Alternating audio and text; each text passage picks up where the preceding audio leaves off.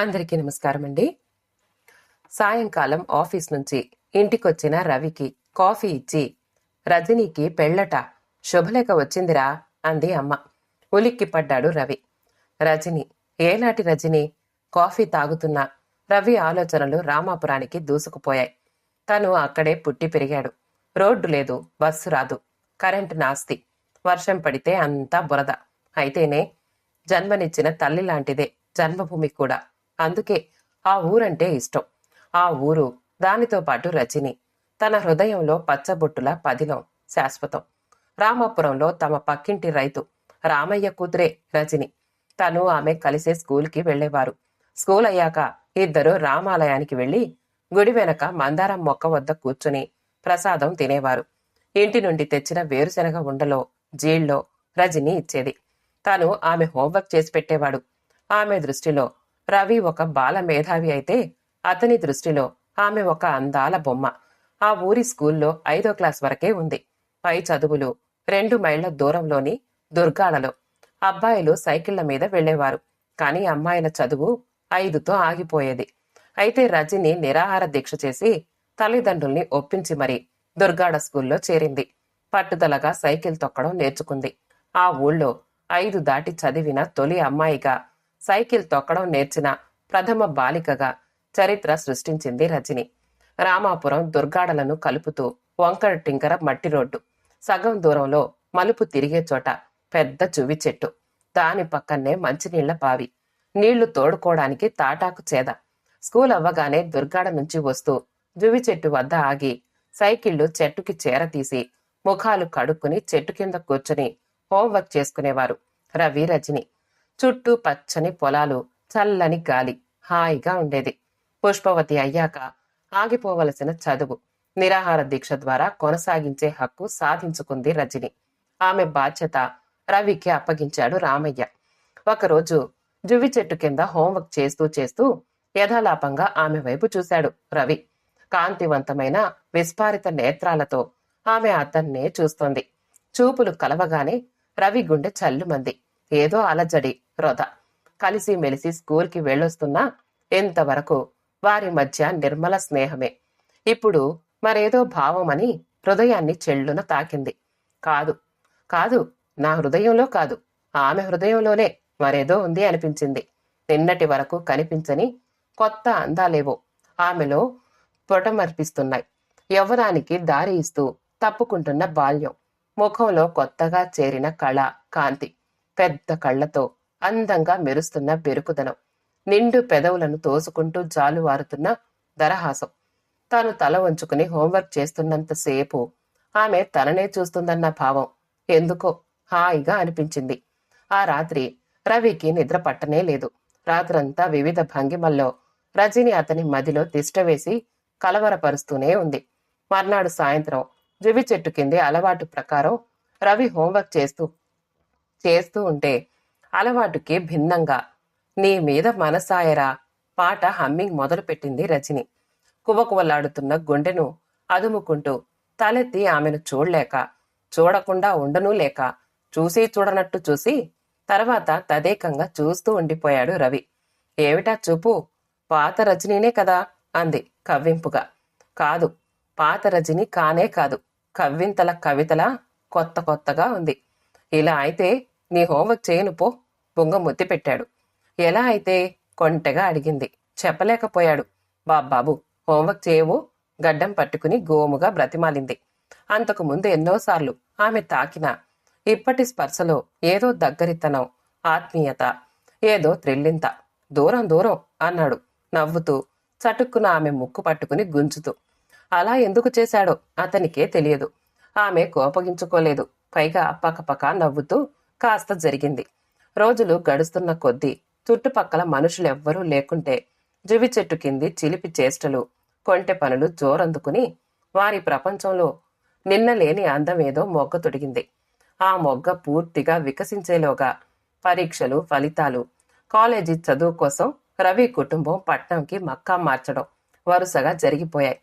వాళ్ళు గ్రామం విడిచి వెళుతున్న రోజు సామాన్లు ప్యాక్ చేస్తూ, కబుర్లు చెప్తూ ఓరకంట రవిని గమనిస్తూ రజని వాళ్ళింట్లోనే ఉంది. రవి ఒంటరిగా దొరికినప్పుడు ఏదో చెప్పబోయి చెప్పలేక కన్నీళ్లు పెట్టుకున్న రజనిని చూస్తూ ఉంటే అతనికి కూడా దుఃఖం ముంచుకొచ్చింది. ఒక బండి నిండా సామాను సర్దేశారు. రెండో బండిలో సగం వరకు సామాను. మిగిలిన స్థలంలో రవి, అతని తల్లిదండ్రులు. దుర్గాడ వెళ్లి అక్కడ పట్నం బస్సెక్కాలి. బళ్ళు బయలుదేరాయి. బండిలో కూర్చున్న రవి తల్లితో కబుర్లు చెప్తూ గ్రామ శివారు వరకు నడిచొచ్చిన రజని కన్నీళ్లతో వెనుతిరిగింది. బండి జువి చెట్టును దాటుతున్నప్పుడు రవి హృదయం కలుక్కుమంది. కన్నీటి తెరపడి కళ్ళు మసకబారాయి. కాలేజీ చదువుల్లో పడి ఆ తర్వాత ఉద్యోగ ప్రయత్నాల్లో తిరుగుతూ క్రమంగా రజనీని మర్చిపోయాడు రవి. లేదు లేదు, మర్చిపోయాడు అనుకున్నాడు. కానీ 10 ఏళ్ల పాటు అతని హృదయ పేటిక అట్టడుగున భద్రంగా పడున్న రజనీ జ్ఞాపకాలు శుభలేఖ చూడగానే ఒక్కసారిగా విజృంభించి వరదలాగా పొంగిపొర్లే. తల్లిదండ్రులు రాలేమని చెప్పడంతో రవి ఒక్కడే రజని పెళ్లికి ముందు రోజు బయలుదేరాడు. దుర్గాడ చేరుకునేసరికి సాయంకాలం అయ్యింది. తనతో చదువుకున్న చాలా మంది అక్కడే ఉంటున్నారు. రవి ముందుగా సుబ్బారావు ఇంటికెళ్లాడు. సుబ్బారావు, అతని భార్య రవిని ఎంతగానో ఆదరించారు.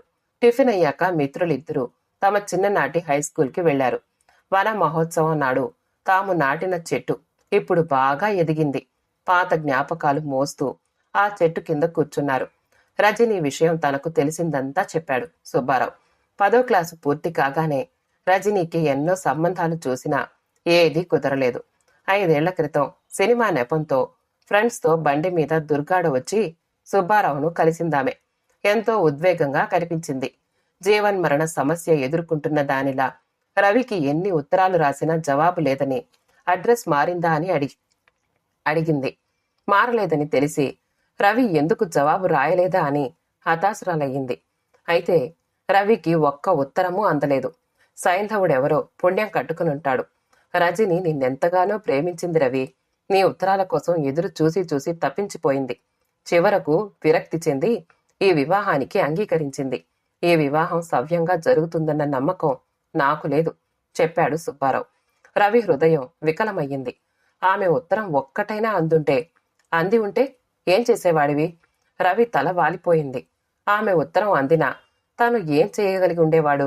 అతనికి తెలుసు, కులాలు, ఆర్థిక సమస్య అడ్డొస్తాయని.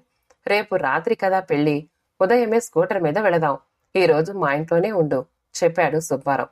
సూర్యుడు అస్తమించి చాలాసేపైనా పౌర్ణమి కనుక వెలుగుగానే ఉంది. రజనిని తక్షణం చూడాలన్న కోరిక విజృంభించింది. రవి హృదయాన్ని కదిలించి వేసింది.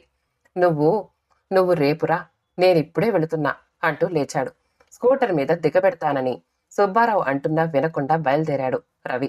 అయితే దారిలో స్నేహితులు ఎదురు కావడంతో వాళ్లని వదిలించుకుని రామాపురం రోడ్డు పట్టేసరికి 8 దాటింది. నిన్నటి వర్షానికి రోడ్డంతా ఎండని బురద. అడుగు తీసి అడుగు వేసేలోగా జారిపోవడం ఖాయం. జ్ఞాపకాలు నెమరు వేసుకుంటూ అడుగులో అడుగేసుకుంటూ జాగ్రత్తగా నడుస్తున్నాడు.